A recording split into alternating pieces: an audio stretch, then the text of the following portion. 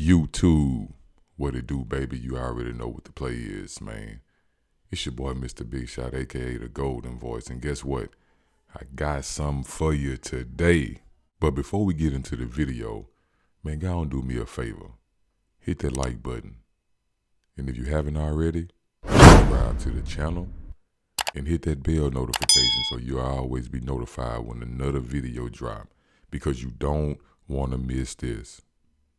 The series True Story is based on a true story, played by Kevin Hart as the main character, and he got his people with him. He got his brother in the series playing as, Wesley Snipes playing his brother. He got his bodyguard, his ghostwriter, his manager, and all of these people play a role in his life. But what happens is, my opinion, I feel like is, on some shit, Kevin Hart real life. But, you can draw your own conclusion and let me know down in the comment section if you agree or disagree. But he's a well-known comedian, internationally. And, he go through something in his life, but he's trying to get back on the right track. That's what this series is about. So, as throughout this episode, you're going to see him saying like, man, I shouldn't be doing this. Man, I need to go do that. So, in my opinion, it's a series about him trying to get himself back together and make sure he on a straight and narrow, because what he was going through could possibly, end his career. We starting off episode 1, and it's called The King of Comedy. So the episode starts off with the kid, aka Kevin Hart, giving an interview, and he letting you know how he feel. He's saying some real shit. He's saying some stuff around the lines like, you never really know somebody until you put in a situation, your back is against the wall and you got to do whatever you got to do to make sure that you and your family and everything around you is going to still be all right. You know what I'm saying? And it don't matter who that person is. Like, no matter if it's your brother, your sister, your homeboy that you was in a sandbox with, no matter who that person is, you know what I'm saying? Like, you never really know how that person feels or think about you. You know what I'm saying? But to really know somebody, to be there in that moment where a person back is against the wall, you don't really know me. You know what I'm saying? Just because you came to my show, one of my shows, or just because I made you laugh, does not mean you know me. Now, when my back is against the wall and I got to fight for my family and fight for my livelihood, I'm liable. You liable to see a different person, and you might not like that person. So now, boom, we a week before this sit-down interview. And, of course, the kid is, he out there. He in the street. So he doing the Ellen show. You know how it be. You feeling good. You smiling. You happy. You finna kill it, man. You just in a good spirit. You know what I'm saying? Everything is good right now at this point. All right, so he kills the Ellen show, and he about to start his comedy tour at his hometown, you know what I'm saying, in Philly. So the kid, his bodyguard, Herschel, his manager, Todd, and his ghostwriter, Billy, they all get on the plane, you know what I'm saying? He having small talk with the pilot. The pilot recognized him. So, you know what I'm saying? He happy. Everybody they vibing. Bro, I'm up. I'm it ain't no reason for me to be grumpy, and there's no reason for me to not interact with the pilot. So after they done, some goofy ass cornball just completely interrupts the conversation like this. He come up to him like, "Excuse me, that's not your seat, is it?" Like, come on, bruh. You can just easily say, "Excuse me, that's my seat. Do you mind if I, sit down?" It's way other ways that you can get somebody attention when they in your seat. But again, he not knowing what's going on. It's just Kevin and his crew. They on the way from a show to do another show. They just going over their shit, because, Kevin Hart, he worked hard, you know what I'm saying? He want to make sure that everything is lined up. So they just basically just making sure that they still on their P's and Q's. And this man just coming at, "Excuse me, that's not your seat, is it?" With that grin on his face like, "Hey, get out my seat. I know that's my seat." You know what I'm saying? So, it was no problem. Billy just went back to her seat. It wasn't a big deal. So then now he realized what's going on. He's like, oh, hey man, it's you. Like he excited. Like, I can't believe it's you. You know what I'm saying? He didn't even assess the scene before he came and just rudely told Billy to get out of his seat. You know what I'm saying? So now he trying to butter him up. You know what I'm saying? He see that it's Kevin Hart. He like, oh man. And look, these are his words. So he go on to say, man, I remember when you did a show when I was in college at the Laugh House. And look at this dude. You see him, right? This is what he say. He say, the best joke you ever did? Man, what? The best joke I ever did? How the fuck you going? Anyway, this is what he say. He say, the best joke you ever did? It was the 50 different meanings when black folks say the word nigga. So look, this white man right here is standing in front of the camera. The only joke that he remembered that Kevin Hart said, obviously to him, this was the best shit he ever wrote. He said, he acting the joke out. And like, this is not me saying the word in the show. This is him. Nigga, my nigga. Like, he is in the front of the plane doing this shit. And as you can imagine, Kevin Hart and them like, man, what the fuck is wrong with this dude? Herschel like, hey, bro, you better sit your ass down because I'm about to sit you down. You know what I'm saying? So Kev like, Hersch, chill, bro. You don't even worry about it. He's just a fan, man. He trying to make an impact. You know what I'm saying? So he made an impact, but whatever. So the dude goes on to say number one, he already. So when Herschel stood up, he was like, okay, you the bodyguard, right?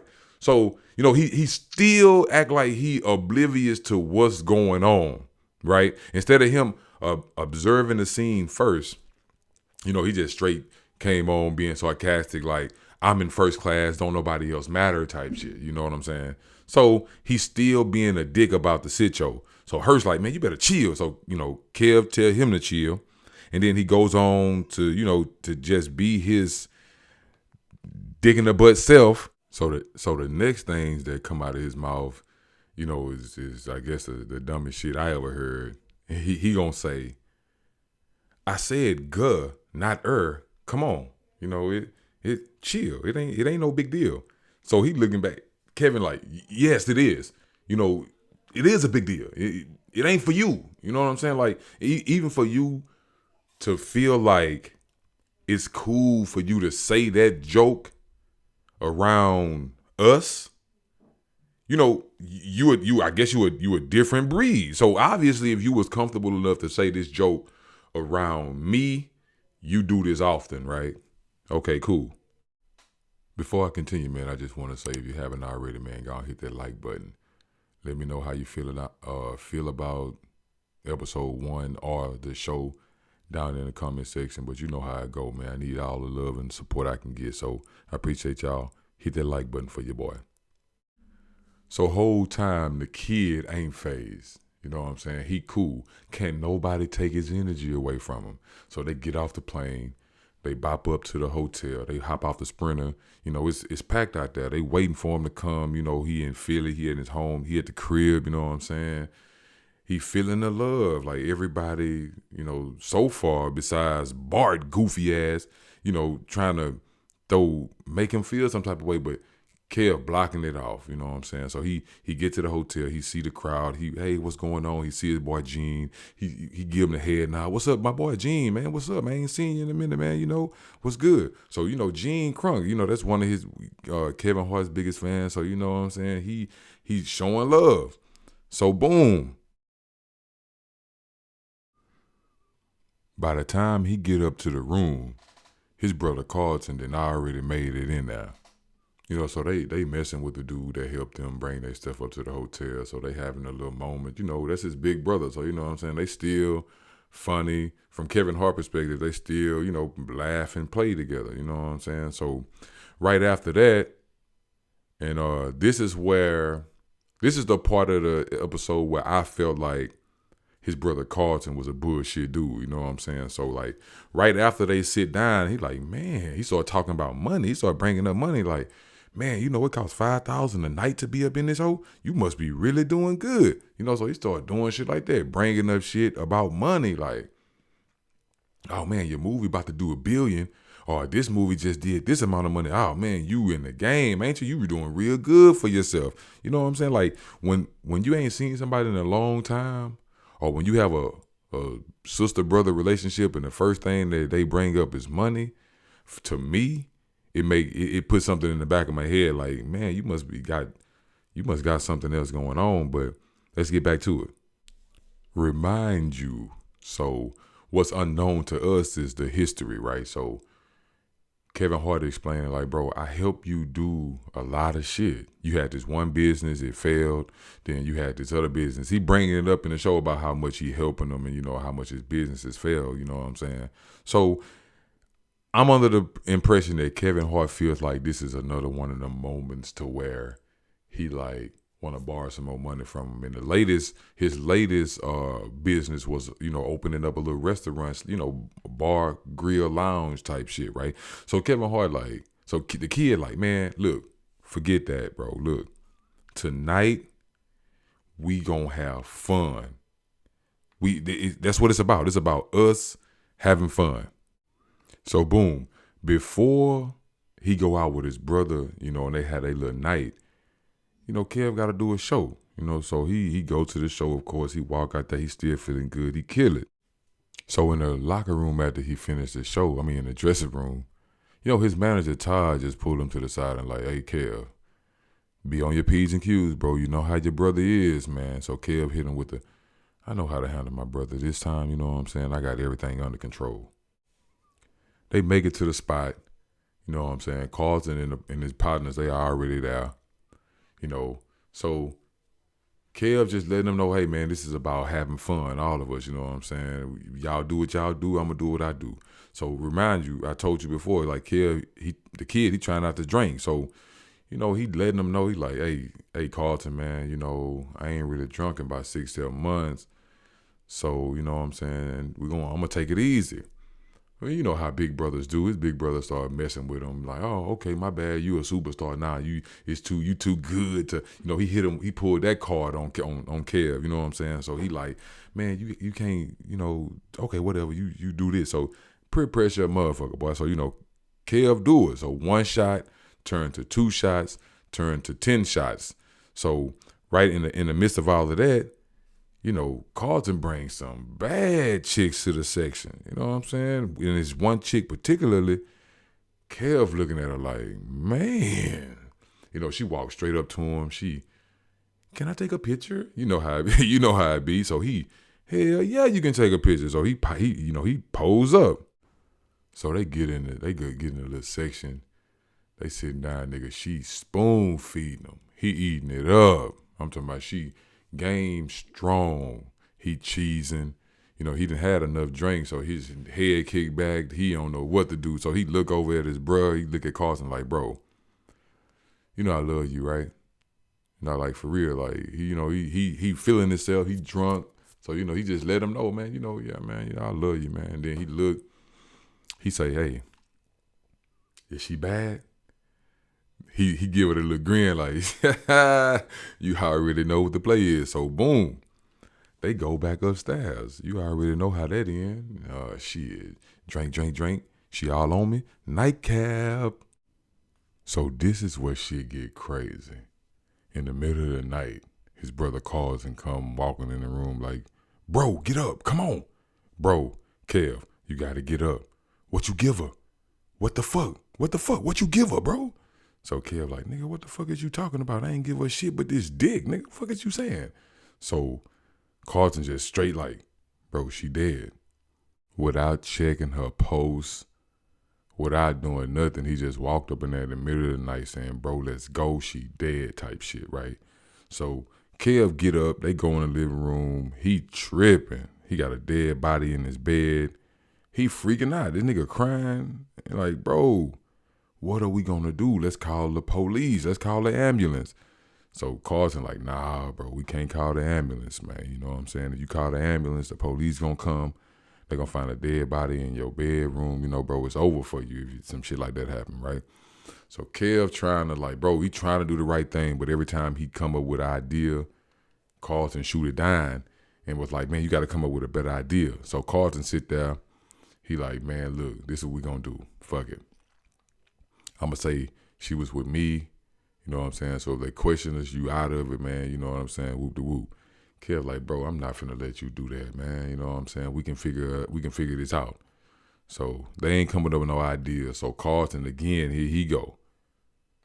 And remember, like I said earlier, man, like I felt like his character is a little shaky, but Kev is his brother. So it's like he still got an ounce of respect and he believes that he got his best interest in mind, but it's like sometimes it'd be hard to see. So he like, man, look, I got an idea. So Kev like, fuck it, what you got? They say, I know this Greek gangster dude, you know, they do shit like this. You know what I'm saying? They get rid of the body, you know what I'm saying? You pay him and we ain't got to worry about nothing. So dude get up to the room, not taking the shit yo serious, you know what I'm saying? He talking about he always wanted to meet him, but, you know, not after he murdered somebody, you know what I'm saying? So he give him a list of instructions. He tell him to order breakfast, you know, he tell Carlton to go get the van, bring it in backwards so they can't see the plays, you know what I'm saying? So they trying to make him feel comfortable. They go tell him to go in the other room. They gonna end up taking care of the shit, you know what I'm saying?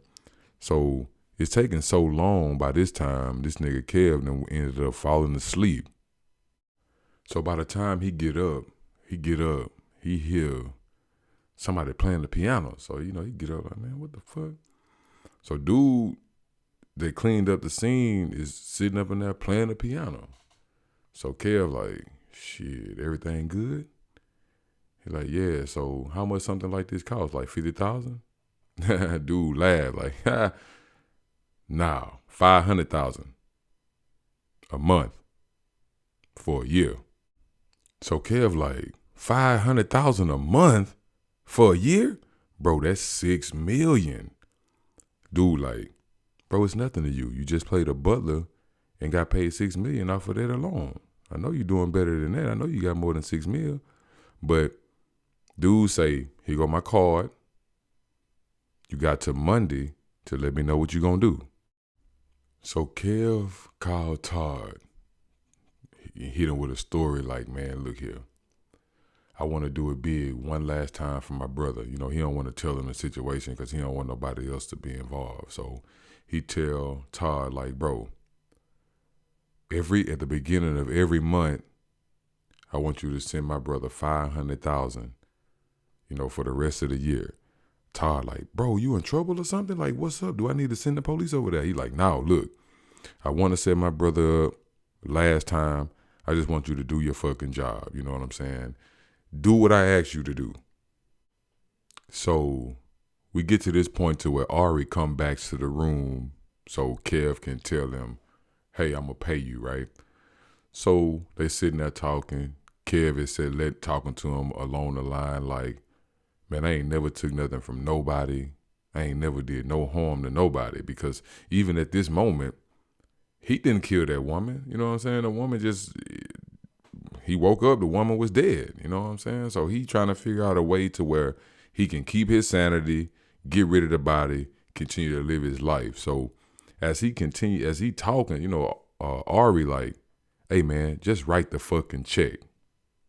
So boom, while he over there fumbling to make it seem like he finna write a check, he get his iPhone charger out his bag and start strangling the fuck out of Ari. I'm talking about strangling his ass. I mean, while he choking him, he talking about, fuck you, y'all ain't gonna keep taking from me. So, you know, he was mad, you know what I'm saying? Like, bro, y'all ain't finna keep on taking from me, bro. So he pulled out his cell phone charger and started choking the shit out of Ari ass. So now Carlton then made it back to the room looking at Kev like, bro, what the fuck did you do? Kev say, I decided I'm not paying nobody no $6 million. There you go, folks. And that's how episode 1 ended. I appreciate y'all for sticking around, listening to my colorful commentary. And these are just how the show went from my perspective. And if you like it, Don't forget to like the video, subscribe to the channel, and be on the lookout for the rest of the episodes. If you do have Netflix and you watch the series, or if you do have Netflix and you didn't watch it, or if you did, let me know down in the comment section. If you didn't watch it, you might want to get into it. If you don't have Netflix, I got you. You know what I'm saying? So this is for the people that watched it and for the people who haven't. So stay on the lookout for episode 2. It's your boy, Mr. Big Shot, aka the Golden Voice. I'm out.